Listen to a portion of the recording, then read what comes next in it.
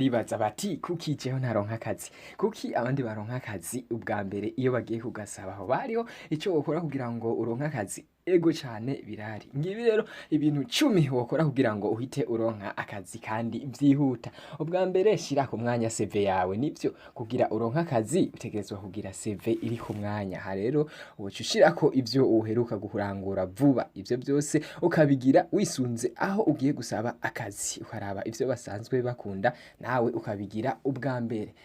Ikigira kabiri rero nuko worondera umwanya wo gusaba akazi. Akazi kararonderwa abagenzi. Ntibakubwiye ngo wirige umwanya wose mwibarabara uri kurondera akazi, oya. Ariko umunsi umwe buri ndwi urakwiye kugira ngo urondere akazi mu kwandika CV neza n'ibindi bijanye n'akazi. Ikigira gatatu, erekana canke tora ibikorwa wokora ubwa mbere hamwe n'ibindi utoshobora. Bivanye n'uburambe bwawe mu kazi, vuga ivyo ukorera ishirahamwe ugiye gukorera imbere y'ibindi. Ivyo vyose uraheza ukabikora wisunze ico societe canke umukoresha yipfuza. Ivyo rero biraheza bikagufasha cane. Ico cari ca gatatu. Ica kane, erekana ico urusha abandi. Iyi ni intambwe ikomeye cyane kuko ituma urondera akazi urondera umukozi bimworohera. Iki rero kiratuma abantu benshi baronka akazi vyoroshe. Ica gatanu, dandaza impano zawe. Ereka abantu benshi ico ushoboye. Kugira uronka akazi urasabwa kwandika neza ibisabwa, ivyo nivyo. Ariko kandi kubakoresha imbuga ngurukana bumenyi canke izi mbuga hwaniro rezo sosio, urasabwa gukora profile neza, wanditse neza ivyo ushoboye, ukandika imigambi wimirije kuzokora muri kazoza. Ica gatandatu, ukoresha izi mbuga ngurukana bumenyi canke imbuga hwaniro neza, nukuvuga mu gukora ibintu biguhesha icubahiro. Aha rero turavuga nk'imbuga nka WhatsApp, Facebook, LinkedIn, izi zirakoreshwa cyane kuko utegerezwa gushirako umwidondoro. Aha rero abantu benshi barakunda, abakoresha benshi barazisoma kugira ngo barabe ubuntu bwabo bagiye gukoresha, kugira ngo barabe ivyo dukunda n'ibindi vyinshi. Okwibara rero gupartager amafoto canke amavideo ateye isoni, kuko harabusanga benshi bapartager amavideo y'ugushira soni. Aya marezo sosio rero arashobora kudufasha mu kuronka akazi iyo twayakoresheje neza. Murazi neza ko hariho amagroupe ya WhatsApp ashiramwo inkuru canke ama appel d'offre. Izi mbuga rero iyo tuzikoresheje neza ziradufasha kuronka akazi. Ikindwi, rondera uko woronka inkuru zijanye n'akazi mu ma entreprise wipfuza kuzokoreramwo. Andika rero liste, urutonde rw'amashirahamwe wipfuza kuzokoreramwo, hanyuma uheze wandike umwidondoro wawe wa CV wisunze ivyo bakunda gusaba.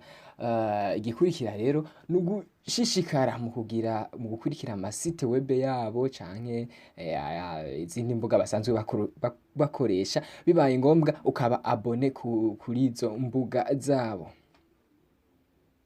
Icumunani, birashika hakaboneka appel d'offre. Urumva udafise uburyo ko biba bigoye. Icumunani rero, tegekanya uburyo bw'amahera butuma wokoroherwa mu myiteguro yo kurondera akazi. Birashika hakaboneka appel d'offre ariko ugasanga uri kure y'intara canke y'umugwa mukuru nka Bujumbura.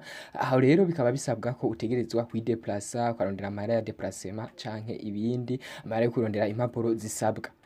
Aha rero bisabwa ko uburyo uba wabuteguye. Ikindi utokwirengagiza no kurondera amafaranga yo kugura internet, no kugura amamega kugira ngo wamuri connect, kuko ayo ma entreprise akenshi ashira ama appel d'offre ku buhinga bwabo ngurukana bumenyi. No kuvuga rero bisabwa ko wama uri kuraraba ibihaca vyose. Icicenda, gerageza kurondera akazi hafi yaho bagenzi. Ntuhoja kurondera akazi mu yindi ntara ngo woroherwe mu gihe muri iyo ntara basanzwe bahari. No kuvuga abakoresha benshi barondera abakozi baho hafi ya entreprise. No kuvuga barondera abakozi bazoshobora gukora n'amasaha arenze. Urazi ko akazi kabaye kenshi amasaha ashobora kuba ari menshi. Umva ariyo warondeye umukozi ava kure, ivyo vyo kugora ku buryo bitokoroha iyo asanzwe atahakure. Iyo umukozi rero aba kure yahakorera arashobora guheba akazi umwanya wari wo wose mu gihe aronse akandi kazi kari hafi yaho akorera.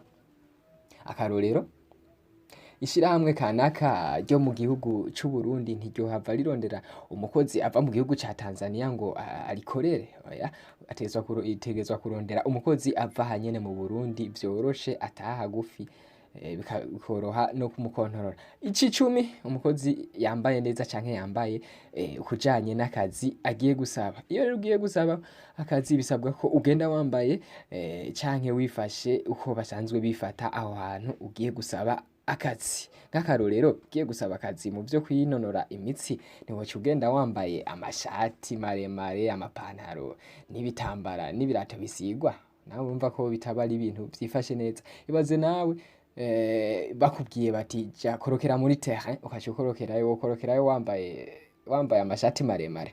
11 arico canyuma ni na bonus. Ikirenze kuri ivyo nuko wotegerezwa kwama usaba akazi imisi yose. Nturabe ngo ku kwezi wakabuze ngo have uhagarika, oya, utegerezwa kwama usaba akazi umwanya wose udacitse intege ngo nuko ukwezi guheze utakaronse, oya, uku kwezi utakaronse uzokaronka mu mwaka uza, uzokaronka mu kwezi kuza. Never give up.